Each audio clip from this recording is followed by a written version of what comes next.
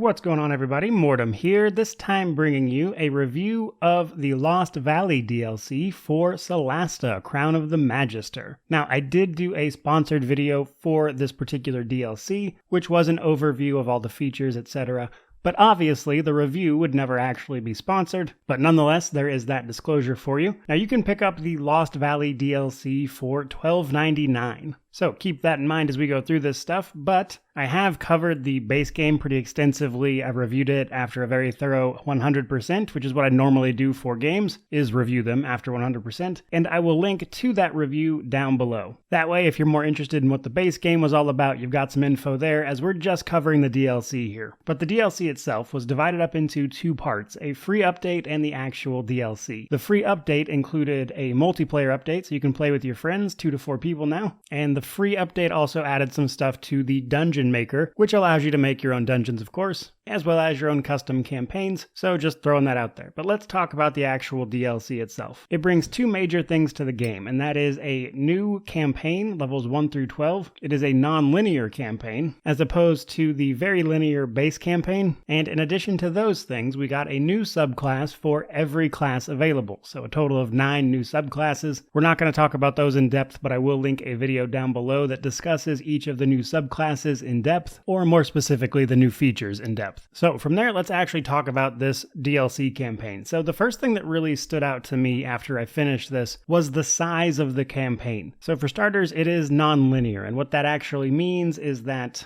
there's a bunch of factions that you can side with during the campaign. The basic setup is that you get trapped in the proverbial Lost Valley, and you are unable to escape without either defeating a group of enemies that is basically impenetrable till you're almost max level for the campaign, or finding an alternative route out of the valley via cooperating with one of several factions, as you are the first new people to come to this valley in a very long time, and your arrival has upset the political balance, shall we say, of the valley itself. And as such, you can choose to help some of these factions, you can choose not to help any of them, you can choose to outright kill all of them, as every NPC in this DLC can be murdered if you want to go full murder hobo on this. And in addition to your options to actually complete the main objective, so to speak, of just getting back out of the valley, we also have extra options added to the quests in general. Again, the base campaign was very straightforward. There was really only one path through quests, etc. But in this DLC, in addition to all the faction quests we pick up, there are several side quests to undertake, and the side quests, as well as some of the faction quests, will often present you with multiple ways to be completed. And in fact, I would go so far as to say it's very important to have a rogue or a sneakier character in your party for this campaign, as I found myself needing their services a great deal for some of the alternative methods to get through this DLC and some of its quests. And all of that stuff together actually offers this particular campaign a great deal of replayability. So to my mind, all of that stuff together, combined with things like new enemy types, new encounters, etc., is pretty impressive, because the actual length of like one run through with this campaign is going to be a little less than the base campaign. However, it has all that replayability, and is frankly just a much more interesting campaign because of all the ways it can be completed and the stuff going on with the factions. Combine that with all of the new subclasses, and you've got a very impressive piece of DLC that effectively doubles the size of the base game. Now, like everything in life, this is not without its downsides, and the downsides for me came down to two things really. Some of the encounters can feel a little unbalanced, and I think this is largely due to the fact that the campaign is non-linear, so the exact level or timing around when you arrive certain places can change, and some of the encounters as a result can be taken up at different levels, and just playing through on normal, it felt like the fights were all over the place in terms of difficulty. Often as I transitioned to new areas and then had to come back for side quests, it just felt like the pacing of some of the combat challenge was just very hit or miss. Not to a point of it being insurmountable, but definitely to a point where it was noticeable. And the other problem that I had is that some of the quest stuff is a little janky. And again, I think this is due to the non-linear nature of the title, so sometimes you'll get quests to go to an area you've already been, but in some cases this just kind of like resets the area, but not in terms of the enemies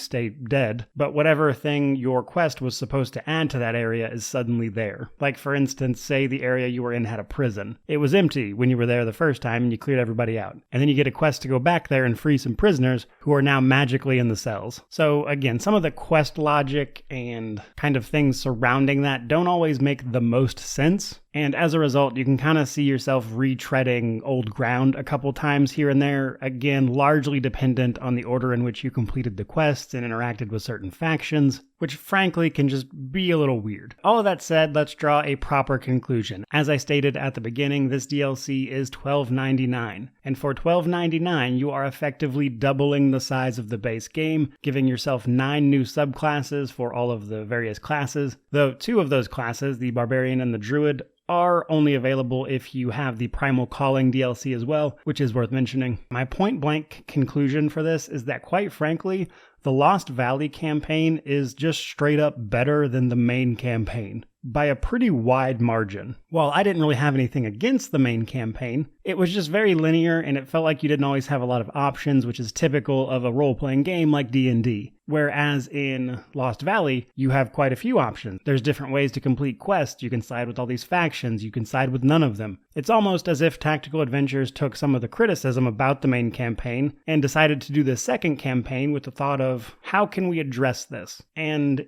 I think it really paid off. Again, this campaign is just better. And if they do a bit of a balance pass based on feedback they get now that it's released, I think this campaign could be incredible for the longevity of this game. And overall, it's just a really great piece of DLC and I highly recommend it. Now, looking forward to the future, what I would like to see Tactical Adventures do is add a few more classes.